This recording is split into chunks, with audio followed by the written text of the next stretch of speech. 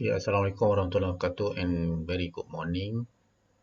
Okay, kita sambung balik kuliah kita. Tajuk pada hari ini iaitu kepedulian guru. Kepedulian guru. Kepedulian. Sebelum ni kita dah tengok tentang apa sebelum ni kita tengok. Kita dah lihat dari segi kesantunan guru kan. Kita dah tengok yang pertama tu, yang sekarang kita pergi pada yang kedua lah. Kesantunan guru tu yang kita lihat tu dari segi pemakanan, pemakaian dan sebagainya kan. Nak makan pun ada cara dia, nak berjalan, nak bercakap dengan ibu bapa dan sebagainya, semuanya ada kesantunan dia lah. Okey. Jadi pada pagi ni kita sambung balik. Harap semua okey.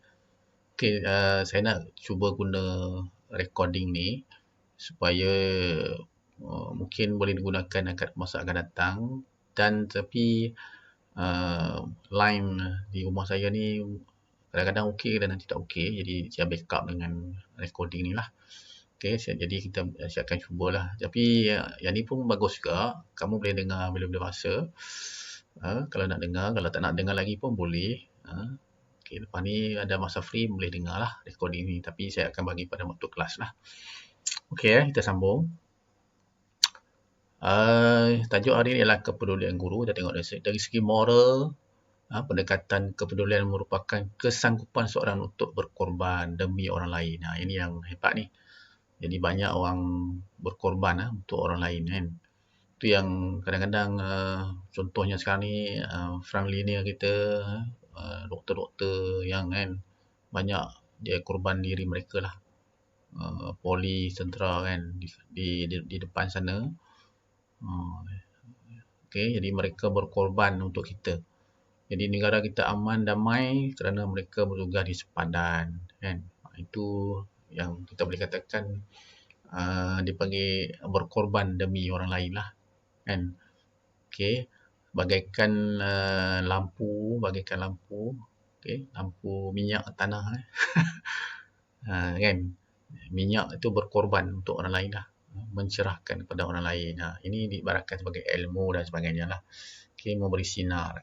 Okey, ini yang dikatakan sebagai seorang guru mestilah berkorban untuk orang lain lah. Okey, berkorban waktu pagi dia pergi sekolah dan sebagainya. Di samping itu diberi gaji dan sebagainya lah. Okey, jadi kita nak dapat seorang guru, contohnya macam hari Minggu pergi sekolah, buat tuition dan sebagainya, itu tidak dibayar lah. Bayar waktu kerja saja 8 jam, tapi kalau hari Minggu dia pergi buat contohnya buat perkemahan dalam hutan dan sebagainya, itu semua tidak dibayar. Okey, itu yang dikatakan seorang guru berkorban untuk demi orang lain. Okey, kepedulian ataupun dalam istilah yang lain ialah ambil peduli, mengambil berat. Contohnya menyayangi dan menyayangi. Contohnya pelajar-pelajar yang tidak hadir kelas ni, kelas saya ni mungkin tak ada dalam kelas dan sebagainya. Kenapa lama tak nampak? Jadi kena ada perasaan. Perasaan ambil tahulah. Kena ada perasaan ambil tahu. Okey, ini salah satu cara lah. Ini kena ada nanti kamu semua ni bakal menjadi guru. Jadi kena ada perasaan menjadi seorang guru lah. Kena bersikap yang penyayang pada pelajar kita lah. Kalau pakaian banyak guru-guru berkorban untuk orang lain ni, banyak di sekolah. So, isteri saya seorang guru, dia tahulah. Kadang-kadang kadang-kadang murid tu pakai kasut yang sangat kotor dan dah lama kan. Jadi terpaksa kita bagi duit beli kan. Begitu juga dengan guru-guru lain tengok pelajar tidak makan dan sebagainya, jadi terpaksa kita keluarkan duit lah. Tambah-tambah sejak akhir-akhir ni, kalau you nanti bila posting sekolah, you akan tahulah. Sekolah sekarang ni peruntukan dia makin kurang. Sama juga dengan universiti sekarang kita dah dipotong kan. Di universiti pun potong. Sekarang ni universiti dengan tak salah saya dipotong 40 juta untuk tahun depan. 40 juta banyak tau, 40 juta kan.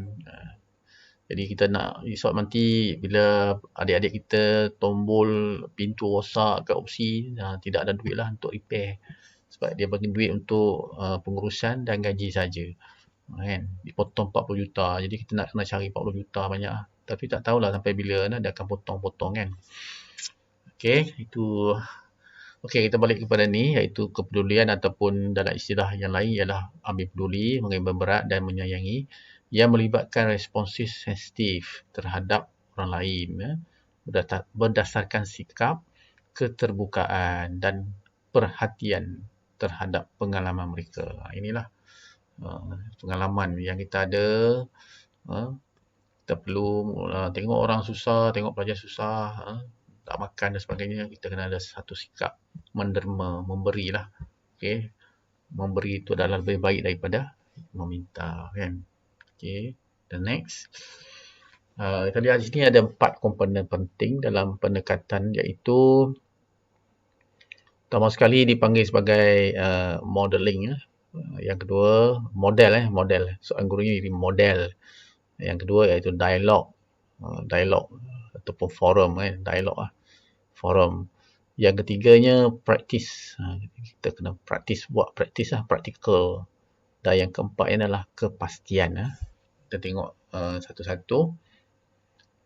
Okey, untuk makluman pelajar juga, satu recording yang menggunakan ni recording yang saya buat ni, cuma boleh pergi satu sesi hanya 15 minit sajalah. Nanti 15 minit saya akan berhenti dan saya akan sambung lagi sesi yang lain lah. Okay, akan ada beberapa siri lah. Okay, kita tengok dulu modeling. Okay, modeling adalah komponen ini adalah penting dalam menunjukkan bagaimana kita mengambil berat terhadap orang yang tersayang, iaitu murid kita lah. Kalau cikgu, dia punya customer dia, iaitu pelajar kita lah, murid, kan.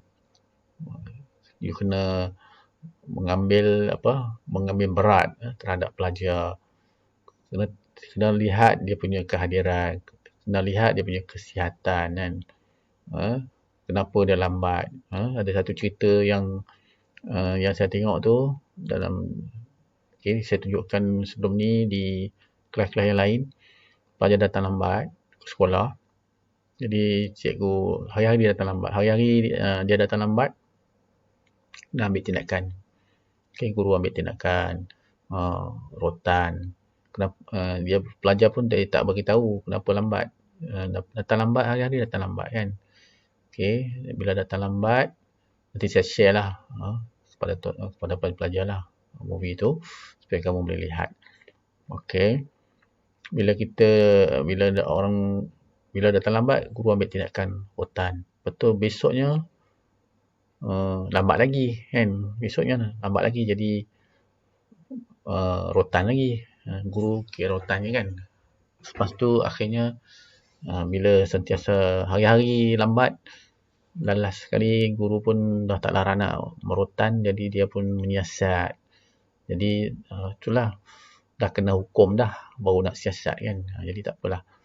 Jadi bila kamu jadi guru nanti, jangan hukum dahulu, siasat dahulu. Seperti polis yang buat sekarang ni, sebelum kita hukum di mahkamah, banyak buat penyiasatan, siasat dululah, siasat kebenaran, lepas tu baru ambil tindakan. Tapi di sekolah dia berbeza-beza, kan. Hukum dulu, lepas tu baru siasat. Tu yang salahnya. Apa-apa pun kena dulu, lepas tu silap rupanya, kan. Okey, guru ni lepas dah hari-hari rotan pelajar ni selalu datang lambat. Sesi petang, kan, datang lambat. Pukul 2.30, pukul 3 baru nak sampai. Patutnya pelajar masuk 1.30, kan, 1.30. Jadi dia sampai pukul 2 lebih, lambat lah. Okey. Jadi satu hari dia pun pergilah siasat, naik motor pergi tengok. Rupanya pelajar ni miskin. Okey, miskin, dan dia punya pagi tu adik dia belajar pagi. Jadi bila adik dia balik, dia guna baju adik dia. Tukar baju lah. Maksudnya baju ada selai saja. Dia bertukar dengan adik abang, kan. Bila adik balik, baju tu dah juga abang guna untuk pergi kelas, kelas petang dan sebagainya. Guru pergi tengok, Allah, kan. Rupanya sebab ni dia lambat. Kan. Jadi bila dia balik ke kelas, nanti next day tu, budak datang macam biasalah.